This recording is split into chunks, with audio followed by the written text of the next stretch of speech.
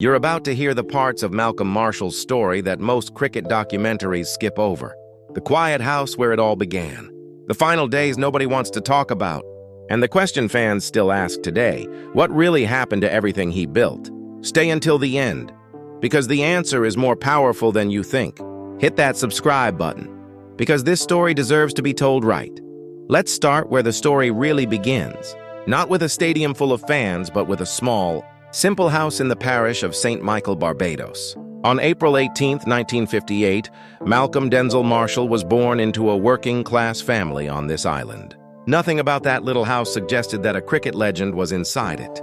No fancy nursery, no sign of the fame that was coming. Just a baby boy in a modest home like thousands of other families across Barbados. Here's the part of the story that's almost too sad to believe. When Malcolm was only 1 year old, his father, a policeman who also loved cricket, was killed in a road accident. That little house in St. Michael suddenly had a missing piece in it forever. Malcolm never got the chance to really know his father. His grandfather stepped in instead, raising him, teaching him the game, and giving him something to hold on to in a home that had already lost so much.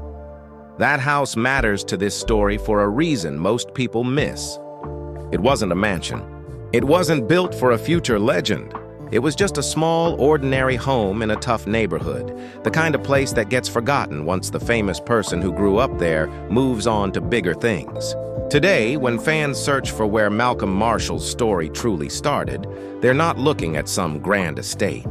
They're looking at a quiet, humble corner of St. Michael that looks nothing like what you'd expect from one of the greatest fast bowlers in cricket history. It's a powerful reminder that legends aren't made in mansions. They're made in moments, with whatever you've got. Now here's where it gets interesting. From that small house, Malcolm started playing cricket for a local team called Banks Brewery in the mid-1970s. He didn't start as a bowler. He started as a batsman. But coaches noticed his arm could do something special. He bowled fast, faster than boys twice his size, even though he himself wasn't tall. Most fast bowlers in that era were giants. Malcolm stood at 5'11", shorter than almost every quick bowler around him. People said his height meant he could never bowl with real pace. He spent his whole career proving them wrong. In December 1978, at just 20 years old, Malcolm made his Test debut for the West Indies against India. From there, his rise was fast. He signed with Hampshire in English county cricket in 1979, and that move changed his life completely. For the first time, the boy from that small house in St. Michael was earning real money, a proper salary from one of England's biggest cricket clubs, simply for doing what he loved. But here's the secret that made him the best in the world, not just one of many fast bowlers. Malcolm didn't only rely on raw speed. He studied batsmen. He changed his pace without warning. He could swing the ball both ways and bowl bouncers that climbed straight at a batsman's throat, all while staying accurate. Between 1980 and 1984, he took 235 Test wickets, more than any other bowler on earth during that stretch. By the time his international career wound down, he had 376 Test wickets total, one of the greatest numbers in the history of the sport. He played for Hampshire for an incredible 14 years. From 1979 to 1993, taking over 1,000 wickets for the club in all competitions. English fans who watched him bowl every summer came to love him as one of their own, even though he was born thousands of miles away in that small house in Barbados. When his playing days slowed, Hampshire didn't let him go. They made him their coach, a job he held until illness finally forced him to stop.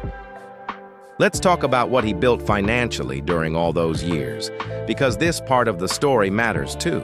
Malcolm earned through several channels at once: Test match fees from the West Indies Board, a strong county salary from Hampshire, equipment sponsorships, and appearance money from exhibition matches around the cricket world.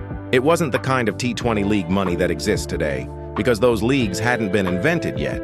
But for a fast bowler of his era, Malcolm built one of the most financially stable careers any West Indian cricketer had managed up to that point. He went on to coach in South Africa with Natal in the early 1990s, adding even more years of steady income and respect to his name. In 1996, The West Indies Cricket Board called him home to coach the senior national team, the very team he once terrorized opposing batsmen for. It was one of the highest honors cricket could offer him.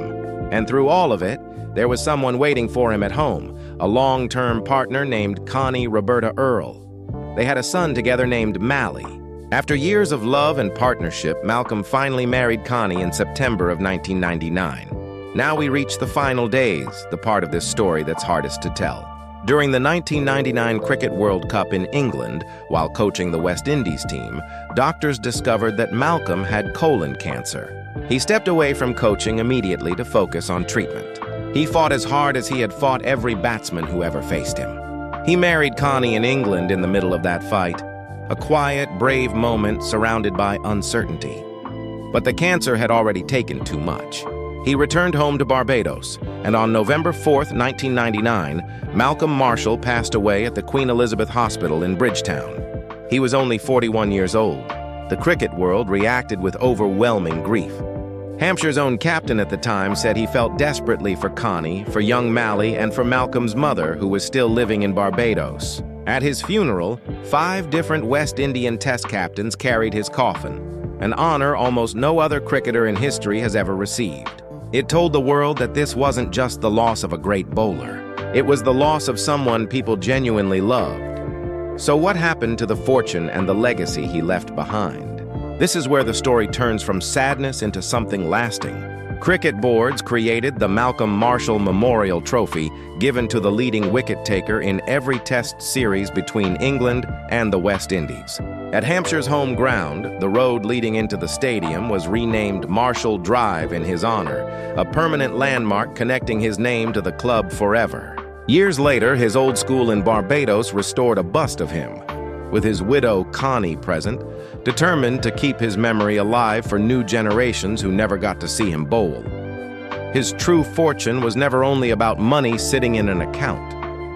It was about influence that kept paying off long after he was gone. Generations of fast bowlers across the Caribbean and the cricket world studied his methods, the way he mixed pace, swing, and smart variation instead of relying on raw speed alone. Every modern quick bowler who changes pace mid-over or sets up a batsman with a plan rather than just bowling fast is using ideas Malcolm Marshall helped perfect decades ago.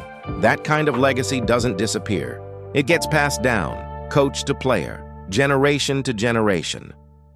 When people estimate what Malcolm Marshall's career was worth, between his Hampshire wages, his test match fees, his sponsorships, and the ongoing value of his name through memorials, coaching influence, and his place in cricket history, most reasonable estimates land somewhere between $1 and $2 million in total career value.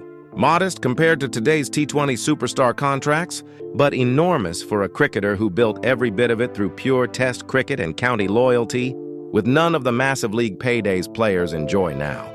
But here's the real lesson hiding behind the house, the final days, and everything that came after.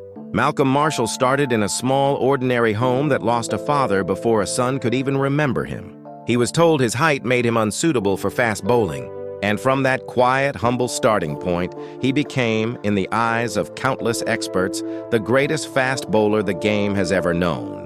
His life ended far too soon, but the road bearing his name, the trophy carrying his legacy, and the bowlers across the world still learning from his methods are proof that what he truly left behind was never about a house at all. It was about everything he built from inside one. If this story moved you, smash that like button and subscribe for more powerful cricket legends and the stories behind them that rarely get told. Share this with someone who needs a reminder that where you start never decides how far you can go, because sometimes the smallest beginnings carry the biggest legacies.